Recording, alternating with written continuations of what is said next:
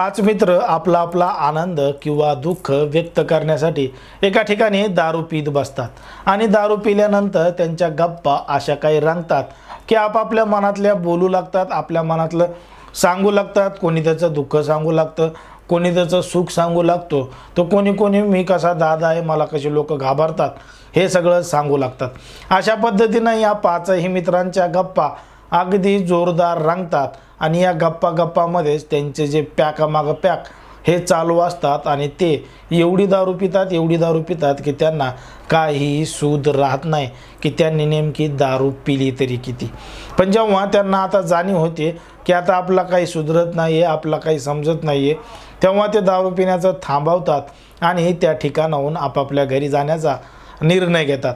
मग त्या पाच मित्रही आपापल्या घरी जाण्याचा निर्णय घेतल्यानंतर ते जे तीन मित्र आहेत ते त्यांच्या घरी निघून जातात. पण त्यापैकी जे दोन मित्र आहेत ते एकाच रूममध्ये एकाच फ्लॅटमध्ये राहत होते. मग हे दोघंही आपापल्या घरी जाण्यासाठी निघतात आणि घरी गेल्यानंतर आपल्या रूममध्ये जाऊन झोपतात. पण जेव्हा मात्र सकाळ होते त्यापैकी एका मित्राचं डोकं दुखू लागतं आणि उठल्यानंतर तो त्याच्या मित्राकडे जातो तर त्याचा मित्र हा रक्ताच्या थारोळ्यात पडलेला होता आणि त्याचा जीवसुद्धा गेला होता. आता हे सगळं पाहून त्याला एक मोठा धक्का बसला. तो आरडू लागला, वरडू लागला आणि त्या ठिकाणी आजूबाजूचे लोक त्या ठिकाणी जमा झाले आणि त्यापैकीच एकाने पोलिसांना फोन केला आणि घडलेला संपूर्ण प्रकार सांगितला. नेमकं संध्याकाळी त्या तरुणासोबत काय घडलं होतं, अचानक दारू पिलेला व्यक्तीचा सकाळी मृत्यू कसा झाला होता, असे विविध प्रश्न त्या ठिकाणी निर्माण झाले होते. नेमकं काय आहे संपूर्ण प्रकरण, कुठं घडली आहे घटना, हे आपण अगदी स्पष्टपणे जाणून घेणार आहोत. पण जर तुम्ही अजूनही आपलं चॅनल सबस्क्राईब केलं नसेल तर लगेचच सबस्क्राईब करून घ्या आणि बाजूला असणाऱ्या बेल नोटिफिकेशनला सुद्धा ऑन करायला विसरू नका. आता ही जी संपूर्ण घटना आहे ती आहे मध्य प्रदेशमधील इंदोर जिल्ह्यातील. इंदोरमधील एक परिसर आहे महालक्ष्मी नगर आणि याच परिसरामध्ये MR3 नावाचा परिसर आहे आणि त्या ठिकाणी घडलेली ही संपूर्ण घटना आहे. या परिसरामध्ये राहणारे पाच मित्र होते आणि ते पाच मित्र कोणाचा तणाव आहे, कोणाला खुशी आहे, कोणाला दुःख आहे, अशा गोष्टी शेअर करण्यासाठी, एकमेकांना भेटण्यासाठी किंवा आनंद साजरा करण्यासाठी एका ठिकाणी भेटतात आणि पाचही जण दारू पिण्याला सुरुवात करतात. आता या पाच जणांची नावं आहेत. एक आहे मोहित, दुसरा आहे हेमराज, तिसरा आहे जितेंद्र, चौथा आहे सतीश तर पाचवा आहे देवांशू. अशा पद्धतीनं हे पाचही मित्र दारू पित बसतात आणि दारू पिता यांच्या गप्पा अशा रंगतात की बघायचंच काम नाही. एकामागं एक यांचे पॅक चालू होतात आणि नशेमध्ये एकदम टुल्ल होतात. आता टुल्ल झाल्यानंतर हे तिथून घरी जाण्यासाठी निर्णय घेतात आणि सगळे आपापल्या घरी जाऊ लागतात. मग जो सतीश आणि देवांशू आहे हे दोघंजण एकाच फ्लॅटमध्ये राहायचे आणि मग हे दोघंजण एकाच मोटरसायकलवरून त्यांच्या घराच्या दिशेने जातात. मग घराच्या दिशेने जातात आणि आपापल्या बेडरूममध्ये जाऊन झोपतात. मग बेडरूममध्ये जाऊन झोपल्यानंतर जेव्हा सकाळ होते तेव्हा सतीश उठून पाहतो तर त्याचा मित्र जो आहे देवांशू हा रक्ताच्या थारोळ्यात पडलेला होता आणि त्याचा जीवसुद्धा गेलेला होता. मग त्याला सगळं हे पाहून एक मोठा धक्का बसला. तो आरडू लागला, वरडू लागला. त्याच्या आवाजानं आजूबाजूचे लोक त्या ठिकाणी जमा झाले आणि जमलेल्या लोकांपैकीच एकाने पोलीस स्टेशनमध्ये फोन केला. पोलीससुद्धा काही वेळाने घटनास्थळी आले, संपूर्ण पंचनामा केला आणि सतीशची कसून चौकशी करू लागले कारण की सतीश आणि तो संध्याकाळी त्या ठिकाणी आले होते. आता पोलिसांनी सतीशला ताब्यात घेतलं होतं. सतीशची कसून चौकशी करू लागले पण सतीशला काहीही सुधरत नव्हतं, काहीही समजत नव्हतं. सुरुवातीला सतीशला वाटलं की कशाला उगाच दारू पिलो आलो असं तसं सांगावं, पण पोलिसांना त्यांनी खरं सांगितलं की आम्ही रात्री अशा पद्धतीनं दारू पिऊन आलो होतो, जास्त पिल्यामुळं मला काहीही समजलं नाही किंवा काहीही सुधारलं नाही. मग त्या जो बॉडी आहे ते सुद्धा पोस्टमॉर्टमसाठी पाठवण्यात आली होती. त्याचासुद्धा रिपोर्ट आला होता आणि त्या रिपोर्टमध्ये स्पष्टपणे उल्लेख होता की यांच्या शरीरामध्ये अल्कोहोलचं प्रमाण जरा जास्तच प्रमाणात होतं आणि एका धारदार शस्त्राने त्या तरुणाचा खून करण्यात आला होता. आता पोलिसांसमोर प्रश्न होता की हा खून नेमका कोणी केला होता.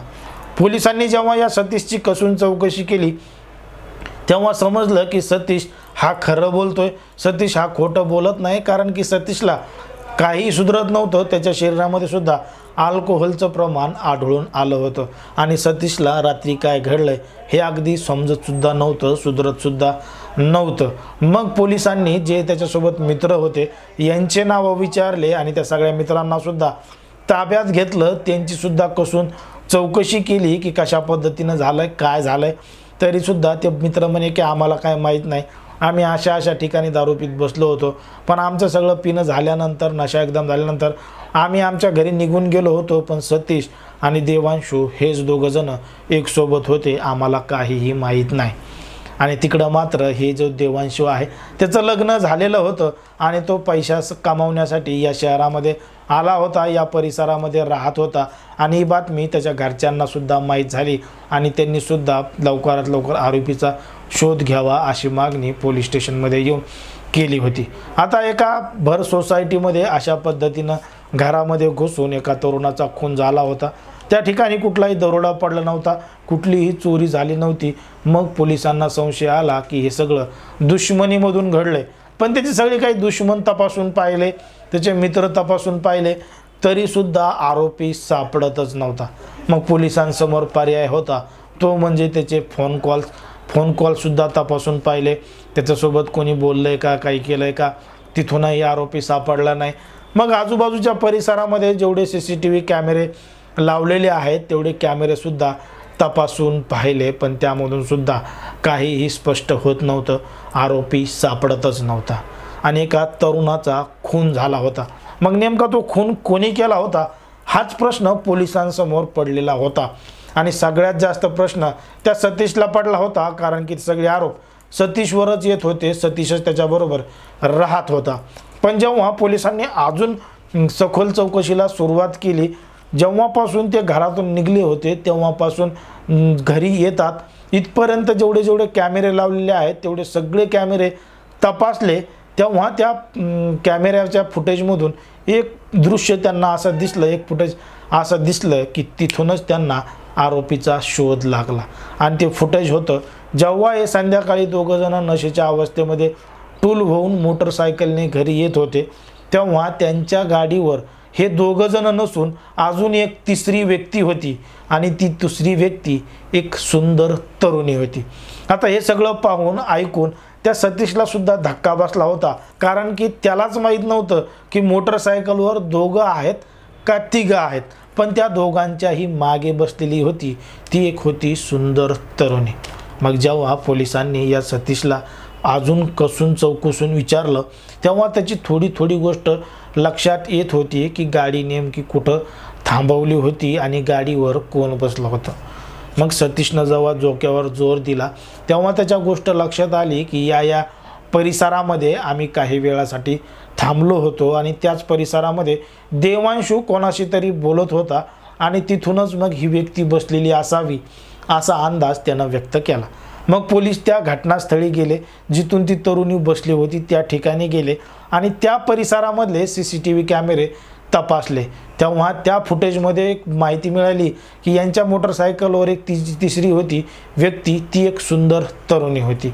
मग पोलिसांनी त्या फुटेजच्या आधारे तिथले जे दुकानामध्ये लावलेले जे कॅमेरे आहेत त्यांच्याकडे विचारपूस केली, तेव्हा ती जी तरुणी होती तिचा पत्ता पोलिसांना मिळाला आणि पोलिसांनी त्या तरुणीला ताब्यात घेतलं आणि मग तिची कसून चौकशी केली. सुरुवातीला तिनं उडवाउडवीची उत्तरं दिली की ती मी नाही आहे, असं नाही आहे, तसं नाही आहे.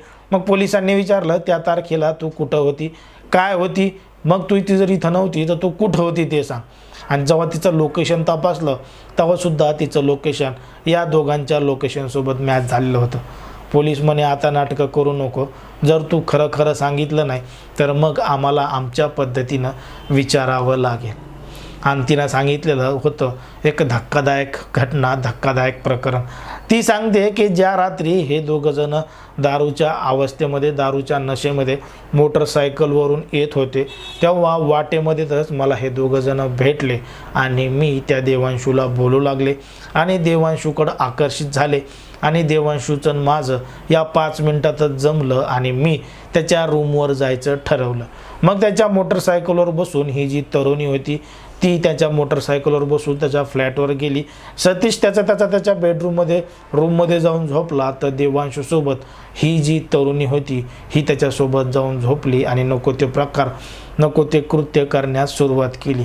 पण जो देवांशू होता तो नशेमध्ये आधीच टूल होता, त्याला काही समजत नव्हतं.